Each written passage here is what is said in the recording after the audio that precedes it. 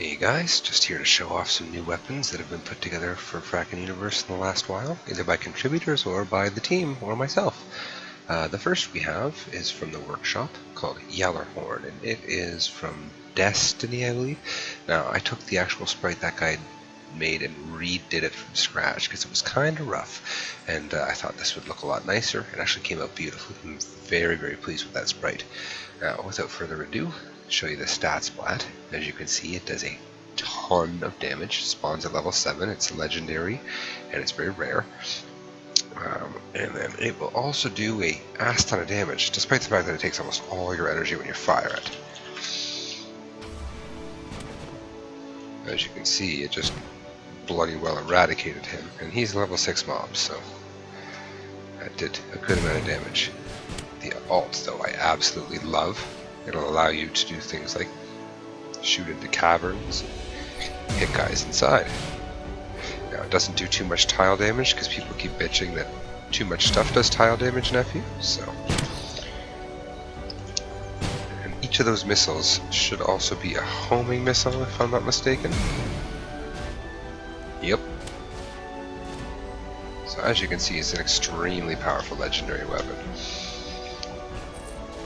Because, I mean, jeez, just... and you're dead. Next up is by the same guy. This is Pixel Breaker, I'm assuming also from Destiny.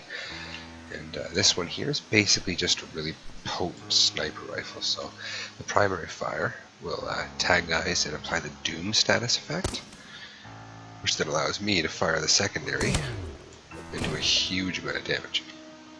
So it's effectively just a one-shot kind of death-dealing weapon, but extremely useful in the right hands. I absolutely love this next one. Fenrir put this together for us. It is, as you can see, from Overwatch kind of inspired here. It is the first hammer I think I've seen in Starbound that has a combo, so you can walk up and really just pulverize guys with that. It's loud and explodey.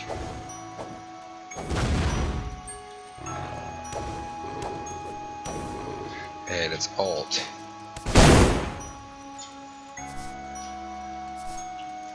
You need to hit actual solid ground for it to work, but once you do, it does quite a bit of damage. It starts at 33. Once it's fully upgraded, the base damage will be 49 and change, I think, if you find yourself a Cosmic Anvil. Now, here, Gainem reskinned this one. This is the previously the Reaper Cannon, now the Fusion Cannon. Now, I've tweaked its stats, so it does more overall damage. It has a very different method of firing now, however. I'm actually quite pleased with it. So the secondary is still the same.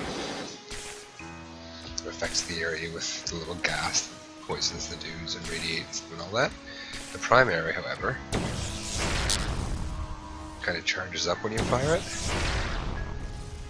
And the fusion trail it pushes in front of it damages tiles. But not too many, so it destroys half a world. Just enough to make a difference. It does a metric ton of damage. Then we have Kiray's edited Spanker. A lot of people were bitching that the alt wasn't useful enough or whatnot. Now it still takes forever to lock on, but primary and secondary explosion, burning, and irradiated damage. And it homes in from anywhere, which is always nice.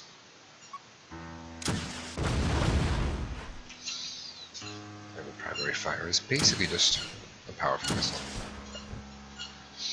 Now note that this weapon does kinda operate differently from conventional weapons. Sorry, you can hear the dog squeaking its toy behind me.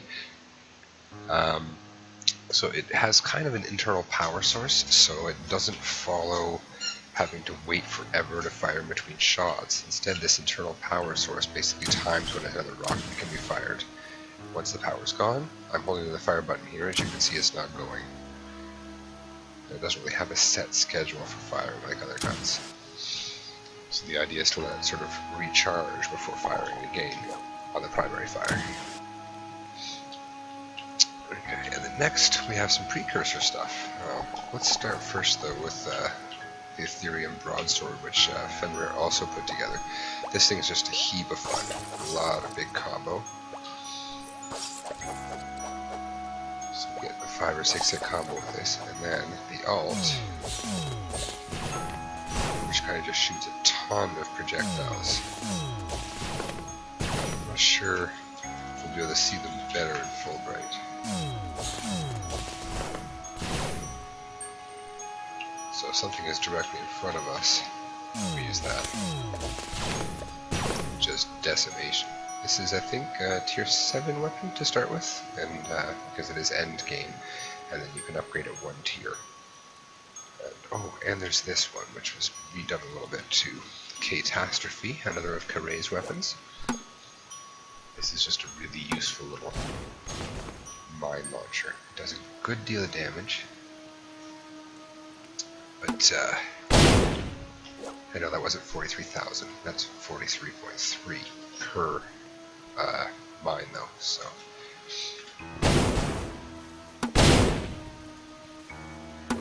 It's really good for mining entire areas, just keeping enemies from approaching. Sort of a denial thing.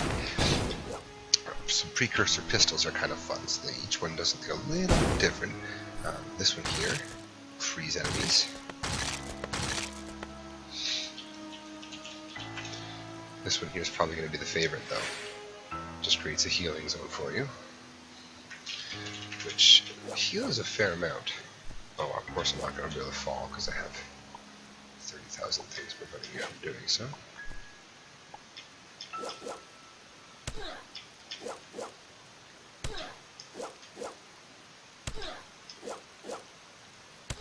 So as you can see, it's a pretty decent healing clip. It does drain your energy to do so though, so it sort of balances it out. You can't move while it's doing that if you're not going to get healed.